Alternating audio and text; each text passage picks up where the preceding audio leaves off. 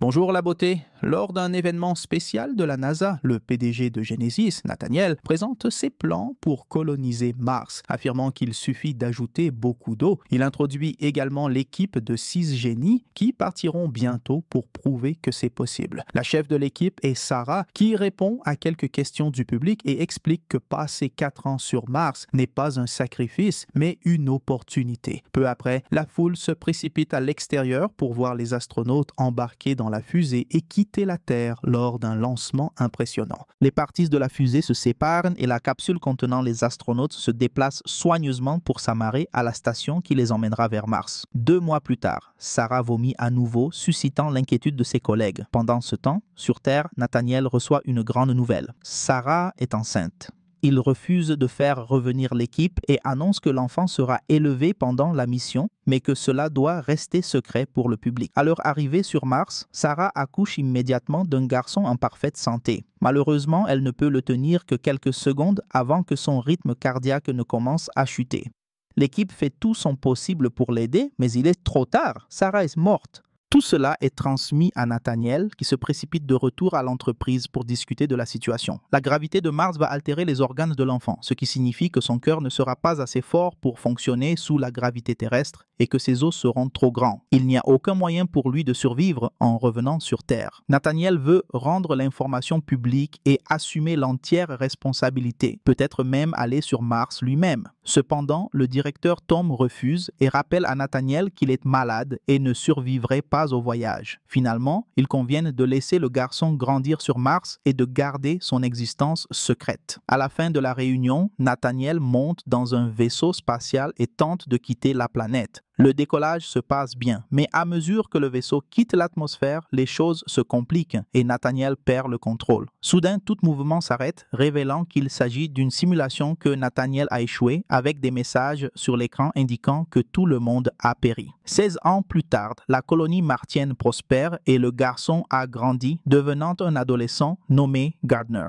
Lorsqu'il demande à son robot une carte du système de ventilation et que celui-ci refuse, Gardner arrache la tête du robot et l'utilise pour accéder au système. Il regarde des vidéos du lancement de la mission et découvre qui était sa mère. Son espionnage est interrompu par un message de Kendra, l'astronaute qui l'a élevé. Elle lui rappelle que c'est son tour de s'occuper de la serre et l'appelle indispensable. Mais Gardner n'y croit pas, car personne ne sait qu'il existe. Peu après, il obtient enfin la carte du système de ventilation et s'y introduit, arrivant dans une pièce où il n'a normalement pas le droit d'entrer. Là, il ouvre un placard et trouve une boîte contenant les affaires de Sarah, qu'il emmène dans sa chambre. À l'intérieur, il y a une bague et une clé USB déguisée en branche. Gardner la connecte à son ordinateur et découvre des fichiers contenant des photos et des vidéos de Sarah avec un homme lors d'un voyage à la plage. Il suppose que cet homme est son père. Après avoir imprimé une capture d'écran du couple, Gardner reçoit un message de Tulsa, son ami, en ligne sur Terre. Tulsa vit dans le Colorado et est piégée dans le système d'adoption qu'elle déteste. Elle ne connaît pas le secret de Gardner car il cache son adresse IP et prétend vivre sur Park Avenue, mais il dit qu'il ne peut pas sortir de chez lui parce qu'il est malade. Ils se parlent tous les jours et sont très proches malgré la distance. Après cela, Gardner regarde un film avec Kendra sur un ange prêt à perdre ses pouvoirs pour être avec une femme humaine, ce qu'il trouve très inspirant. Sur Terre, Tulsa s'entraîne secrètement à jouer de la musique, mais elle s'arrête lorsqu'elle voit des garçons rire d'elle par la fenêtre. Agacée, elle quitte l'école à vélo, ignorant les garçons qui tentent de la suivre en lançant des commentaires méchants. Après une course à travers les montagnes, Tulsa rentre chez elle et trouve son père adoptif inconscient à cause de l'alcool. Elle le réveille et l'entraîne vers son vieux biplan, lui demandant de le piloter. Son père lui dit qu'elle devrait le faire, mais Tulsa n'a pas le courage. Pendant ce temps, Gardner s'assure que personne n'est autour et saute pour appuyer sur un capteur, piratant la serrure et ouvrant la porte. Ce saut lui cause des douleurs et des difficultés à respirer. Plus tard, il s'équipe et quitte la base en voiture pour visiter la tombe de Sarah. Cette visite ne fait qu'accentuer sa frustration, alors il commence à conduire de manière imprudente pour libérer sa colère. Cependant, il perd le contrôle du véhicule qui se renverse. Son casque se fissure et il commence à manquer d'oxygène. Heureusement, Kendra l'avait suivi et arrive à temps pour le sauver. De retour à la base, Kendra réprimande Gardner pour son comportement irresponsable et se demande comment il a réussi à passer la serrure électronique. Gardner révèle qu'il a utilisé l'implant magnétique qui surveille la croissance de ses organes. Kendra lui explique alors que la tombe de Sarah n'est qu'un mémorial et que ses cendres ont été dispersées dans l'océan Pacifique. Peu après, elle passe un appel avec Nathaniel et Tom. Elle leur dit combien Gardner est intelligent et avide de socialisation. Lorsque Nathaniel mentionne que Gardner ne survivrait pas au voyage, Tom l'interrompt et rappelle que la NASA est furieuse contre lui pour avoir disparu après la naissance du bébé. La NASA n'a jamais approuvé la situation de l'enfant et veut qu'il vienne sur Terre. Il existe quelques procédures qui pourraient aider Gardner à survivre au voyage, mais Nathaniel refuse toujours de signer l'autorisation. Après avoir raccroché, Kendra décide d'agir dans son dos et dit à Gardner qu'il peut commencer à suivre les étapes nécessaires pour aller sur Terre. Gardner envoie immédiatement un message à Tulsa, lui annonçant qu'ils ont trouvé un remède à sa maladie et qu'il viendra bientôt la voir. Ensuite, il subit une procédure très risquée pour augmenter sa densité osseuse, suivie de nombreuses séances de physiothérapie pour s'habituer à la gravité terrestre. Lorsqu'il ne s'entraîne pas, Gardner prend tout l'argent des portefeuilles de l'équipe stockés dans le dépôt. Il regarde aussi des films romantiques pour apprendre comment flirter. Lorsqu'il est enfin prêt, lui et Kendra partent à bord d'une navette spatiale qui ramène des astronautes sur Terre. En discutant, Gardner demande qui est son père, mais Kendra jure qu'aucun membre de l'équipe ne connaît son identité ni aucun détail à son sujet. Sur Terre, Nathaniel consulte les caméras de surveillance de Mars et les fichiers de l'équipe, découvrant la disparition de Gardner. Il se précipite vers les bureaux de la NASA et confronte Tom, qui travaillait secrètement avec Kendra. Nathaniel exige de voir le garçon dès son arrivée, mais Tom lui répond que c'est impossible. Lorsque la navette approche de la planète, Gardner est émerveillé par sa beauté. Dès l'atterrissage, une équipe de la NASA lui remet des lunettes de soleil pour protéger ses yeux du soleil et un masque pour préserver ses poumons. Mais Gardner est bien trop distrait par la mer, n'ayant jamais vu autant d'eau auparavant. Il l'emmène ensuite au laboratoire pour effectuer des tests et s'assurer qu'il va bien. Plus tard dans la journée, Nathaniel est enfin autorisé à lui rendre visite. Gardner est toujours impressionné par toutes les couleurs et son nouveau poids. Ils échangent des questions sur la vie sur Terre et sur Mars, mais sont interrompus par Kendra. Elle et Nathaniel rejoignent une autre réunion avec Tom où ils conviennent de maintenir Gardner en quarantaine encore un moment, jusqu'à être sûr qu'il va bien. Lorsque Kendra annonce la nouvelle à Gardner, il se plaint immédiatement d'être enfermé. Dès qu'il est seul, il s'échappe de sa chambre,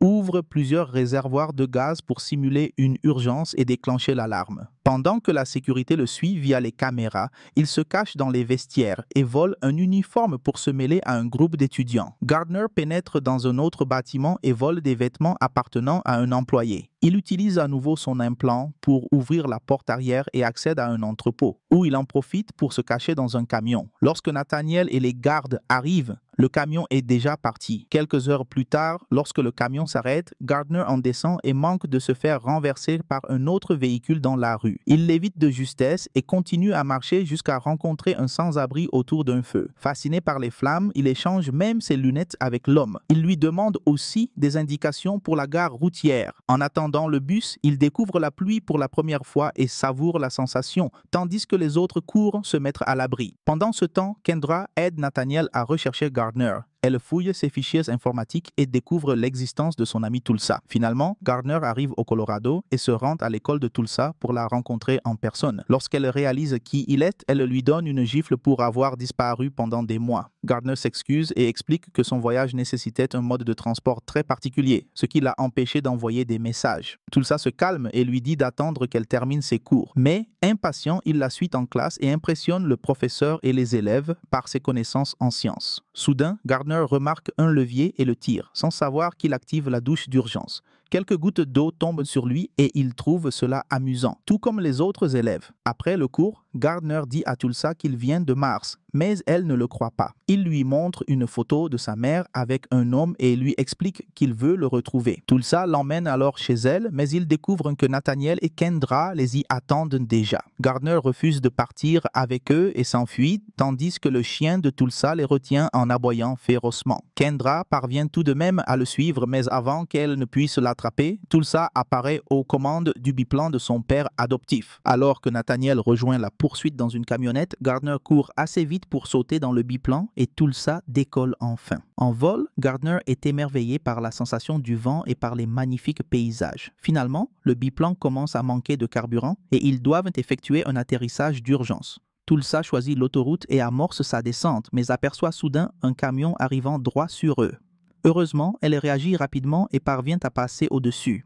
Elle finit par atterrir, provoquant la sortie de route de plusieurs voitures. Le biplan n'a pas de frein et continue d'avancer dangereusement vers un bâtiment. Les adolescents sautent juste à temps, se sauvant avant que l'avion ne percute le bâtiment et explose. Pendant ce temps, Nathaniel et Kendra les suivent en hélicoptère. Nathaniel fait un mouvement brusque et Kendra laisse accidentellement tomber la tablette avec le GPS et les images. Lorsqu'elle la ramasse, elle ne voit que l'explosion et suppose que les adolescents sont morts. Après leur fuite, Tulsa et Gardner laissent derrière eux des pompiers, des policiers et des agents de la NASA. Tom confirme qu'aucun corps n'a été retrouvé, ce qui signifie que les adolescents sont vivants. Nathaniel panique et accuse Kendra de tout tandis qu'elle s'effondre et lui rappelle qu'elle a dirigé la mission sur Mars pendant toutes ces années, alors que ce travail lui était initialement destiné. Peu après, Gardner et Tulsa arrivent en ville. Tulsa utilise un téléphone public pour voler une voiture dans une concession pendant que le propriétaire est occupé avec un client. Le duo prend la route et traverse la campagne, Tulsa posant plus de questions à Gardner sur sa vie. Cependant, elle ne le croit toujours pas lorsqu'il lui dit qu'il vient de Mars et qu'il est poursuivi par la NASA. Furieuse, elle arrête la voiture et commence à crier, expliquant qu'elle en a assez que tout le monde lui mente. Gardner montre de l'empathie et imite un gentleman de film romantique pour la convaincre de reprendre la route. À ce moment-là, Gardner sursaute en voyant une grande silhouette bouger sur la route. Tulsa doit lui expliquer que ce n'est qu'un homme à cheval. Quelques heures plus tard, ils s'arrêtent dans un diner et attendent qu'une mère emmène son fils aux toilettes. Tulsa profite du moment pour utiliser la tablette que la femme a laissée sur la table, expliquant qu'elle ne sera pas traçable comme son téléphone. Elle trouve un article sur Sarah, mais découvre que sa mort a été dissimulée avec une fausse histoire de défaillance du scaphandre. Gardner lui montre ensuite une bague et Tulsa remarque qu'il s'agit d'une moitié d'un anneau plus grand. Des mots sont gravés dessus, alors elle les recherche et découvre qu'ils sont écrits dans la langue d'une tribu native d'Arizona. Ils signifient réunion des moitiés, amour, éternité et ont été gravés par un chaman. Ils en concluent qu'il s'agit d'une alliance de mariage. À ce moment-là, un homme derrière eux prend une selfie avec eux. Pour aggraver les choses, la police arrive et la mère du garçon sort des toilettes. Les adolescents doivent fuir. Pendant ce temps, Nathaniel et Kendra reçoivent un rapport de la police disant qu'ils ont trouvé un couple d'adolescents fugitifs. Mais il s'avère que ce ne sont pas eux. Nathaniel commence à paniquer et admet qu'il a commis de nombreuses erreurs, notamment celle d'avoir abandonné. Kendra reçoit alors un appel du laboratoire. Les résultats des tests ne sont pas bons. Gardner ne survivra pas longtemps s'il reste sur Terre. Pendant ce temps, Tulsa et Gardner ont volé une autre voiture et profitent du voyage vers l'Arizona. Gardner est fasciné par tout ce qu'il voit. Des ballons, de nouvelles saveurs et même un harmonica. En arrivant dans un centre commercial, ils achètent de nouveaux vêtements et des provisions. Tulsa trouve un piano et joue une chanson qu'elle a écrite, que Gardner trouve magnifique. Peu après, les images de vidéosurveillance du centre commercial arrivent entre les mains de Nathaniel. De retour sur la route, Tulsa apprend à Gardner à conduire. Il en profite pour lui dire à plusieurs reprises qu'elle est belle, ce qui la met un peu mal à l'aise. Il pose alors une main sur son genou pour la rassurer. Cette nuit-là, ils campent en pleine nature. Tulsa met de la musique à la radio et danse avec Gardner avant qu'ils ne s'embrassent. Plus tard, ils partagent un sac de couchage et passent leur première nuit ensemble après que Gardner lui confie qu'elle lui fait ressentir ce que c'est d'être humain. Le lendemain, ils rencontrent une femme dans la région et lui demandent où trouver le chaman. Heureusement, elle le connaît et les conduit jusqu'à lui. Le chaman consulte ses registres et trouve le chèque que Sarah a utilisé pour payer la cérémonie. Il y a son adresse, mais aucun nom d'homme n'y est mentionné. Comme il a un ordinateur, Tulsa s'en sert pour rechercher l'adresse et comparer les paysages avec la photo.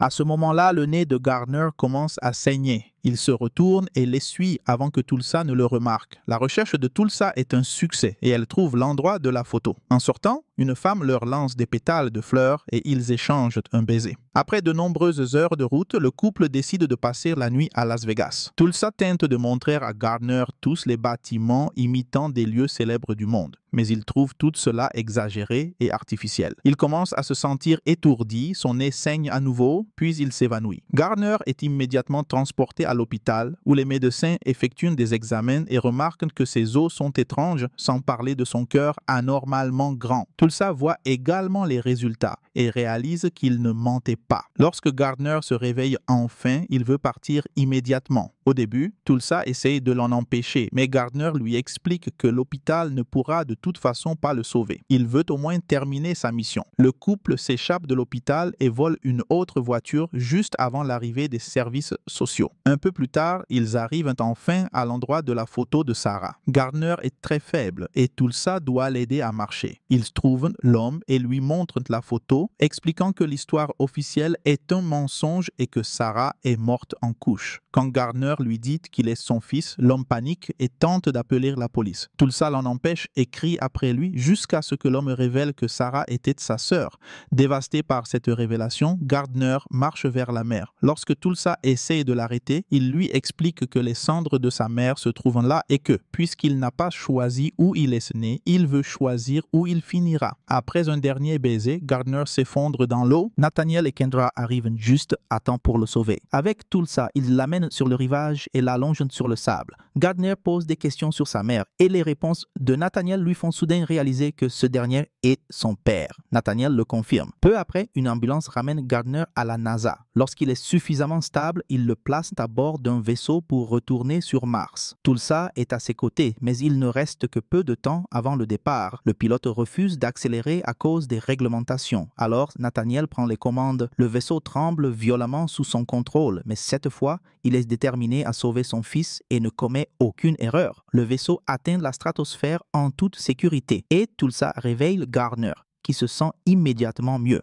Les adolescents se tiennent la main et flottent ensemble, avouant leur amour l'un pour l'autre. Lorsque le vaisseau arrive à la station, Gardner doit dire adieu à Kendra et Tulsa, qui ne peuvent pas l'accompagner. Les larmes aux yeux, Tulsa regarde Gardner retourner sur Mars pour le bien de sa santé. Quelque temps plus tard, Gardner est en meilleure santé et porte l'anneau de sa mère. Lui et Tulsa continuent de se parler en ligne tous les jours. Un après-midi, Kendra rend visite à Tulsa et lui explique qu'elle forme maintenant des astronautes à la NASA. Elle vit dans une grande maison vide et se sent seule. Elle propose alors d'adopter Tulsa. La jeune fille accepte avec joie et rejoint bientôt le programme d'entraînement. Pendant ce temps, sur Mars, Gardner apprend peu à peu à connaître son père, concluant ainsi The Space Between Us, un film de romance et science-fiction sorti en 2017. Et moi, je vous retrouve dans la prochaine vidéo.